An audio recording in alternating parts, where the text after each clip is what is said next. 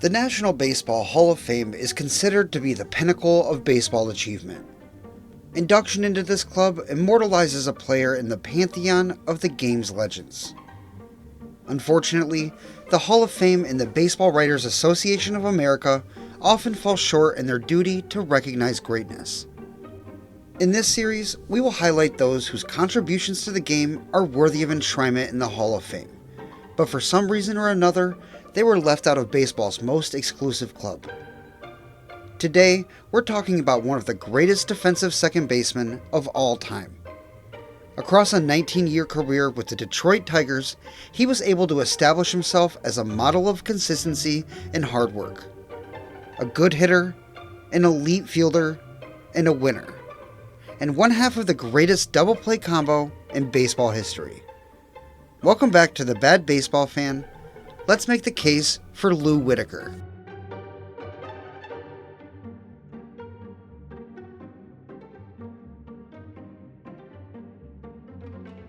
If you enjoy deep dives into Hall of Fame snubs and old ballparks, subscribe to the channel and turn notifications on so you don't miss what's next.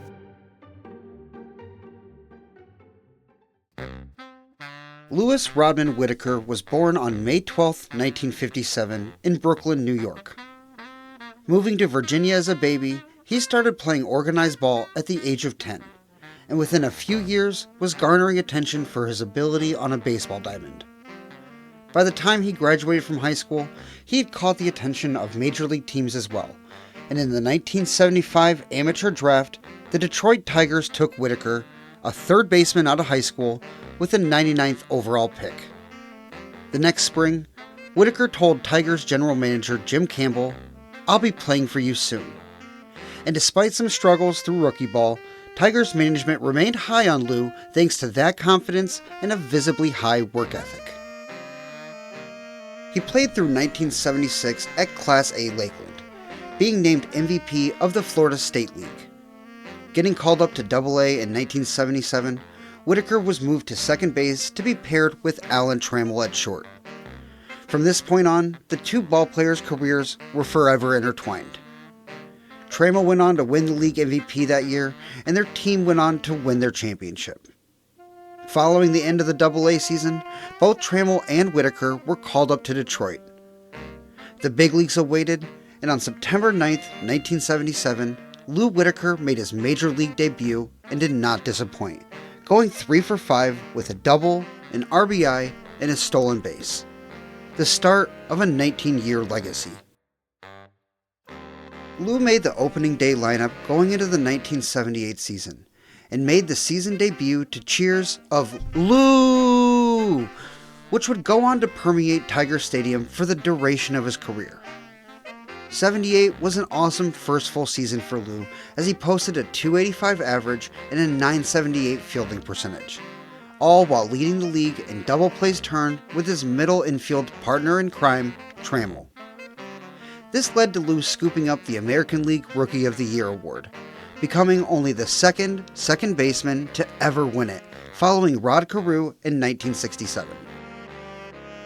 Just 53 games into the next season, the Tigers would make a change that would alter the trajectory of the organization as well as Whitaker's career when they hired Sparky Anderson as their manager. Anderson had already built a Hall of Fame resume in Cincinnati as the skipper of the Big Red Machine, and would do much to further his cause while in Detroit.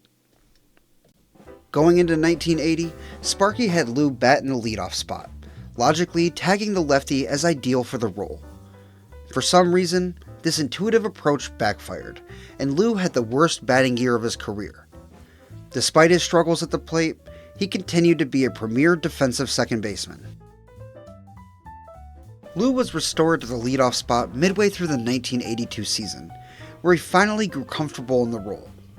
He started to display consistent power and even batted over .300 for the back half of the season. Whitaker continued to build on his excellent finish to 1982 by having arguably the best year of his career in 1983, rounding out the year with 206 hits for a .320 average, 12 home runs, and 72 RBI. He was the first Tigers lefty to reach 200 hits since Dick Wakefield in 1943, and the first Tiger second baseman to reach the mark since Charlie Gehringer in 1937. On the defensive side, he led AL second baseman in assists, double plays, and fielding percentage.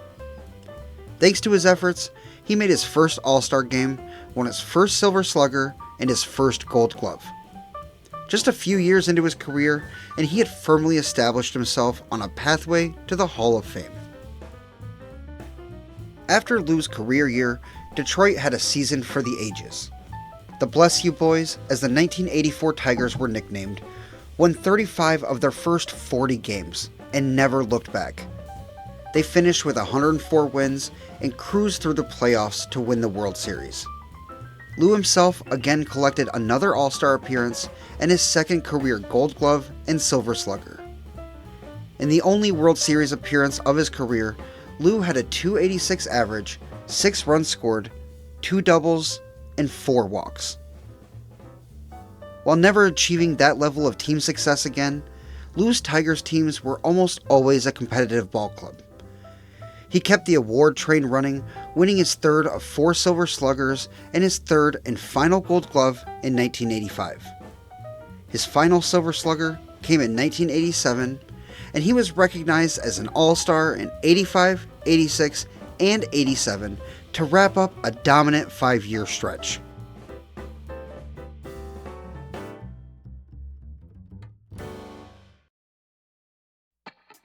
Following 1987, Lou was never recognized with an award nor an All-Star appearance for the rest of his career.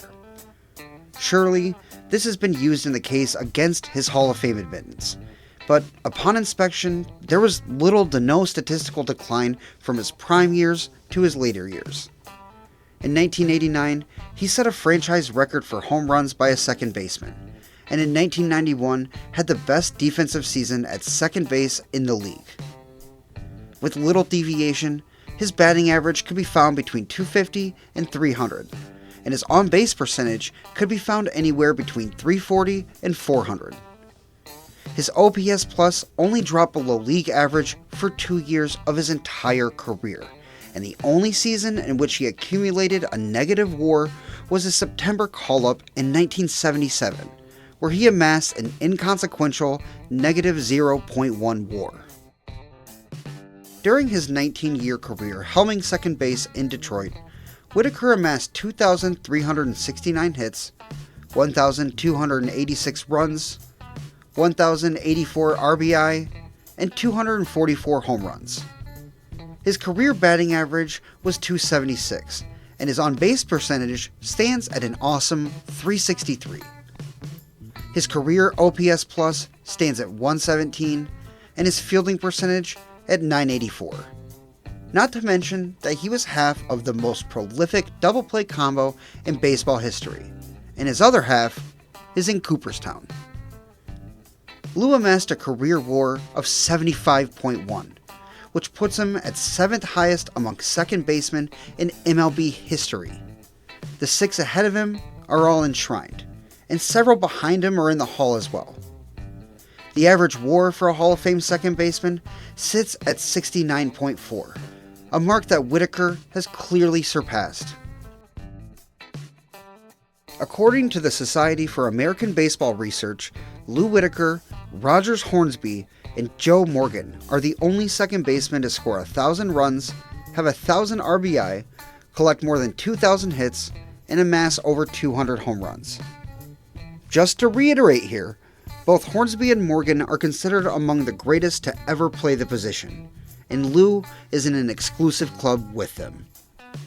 Per The Athletic, from 1978 to 1993, he only had one season with less than 3.5 WAR, a model of good play and consistency.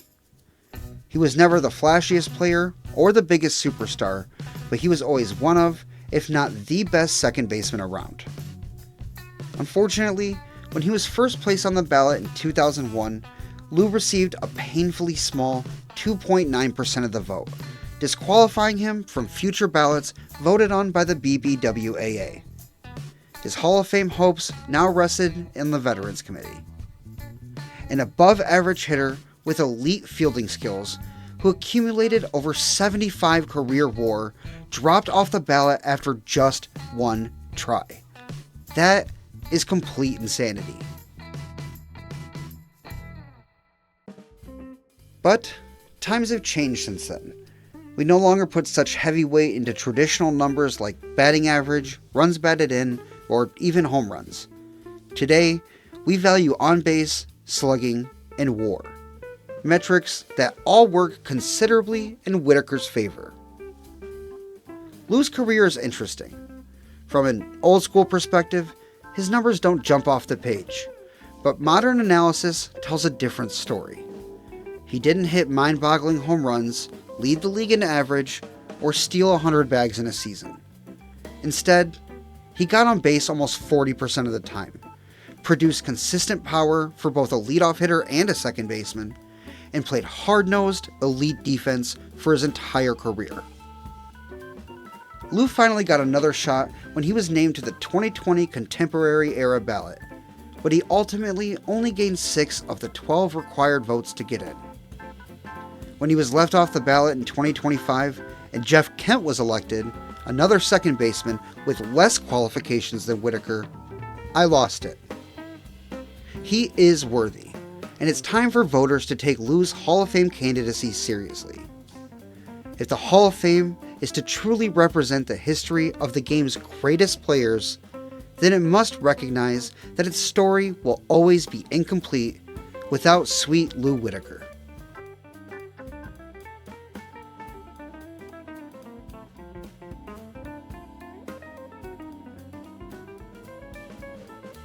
If you enjoyed this deep dive into one of Cooperstown's greatest snubs, make sure to hit that like button and subscribe to The Bad Baseball Fan for more Hall of Fame debates, old ballpark stories, and forgotten legends. And don't forget to ring the notification bell so you never miss a video. If you want more ways to support the channel, consider becoming a member by hitting the join button, or buying some merch from the store down below. Finally, I want to hear from you. Do you think Lou Whitaker belongs in Cooperstown? Drop your thoughts in the comments below. That's all for now. Thanks for watching The Bad Baseball Fan, and remember, if you like baseball, like this video and subscribe for more.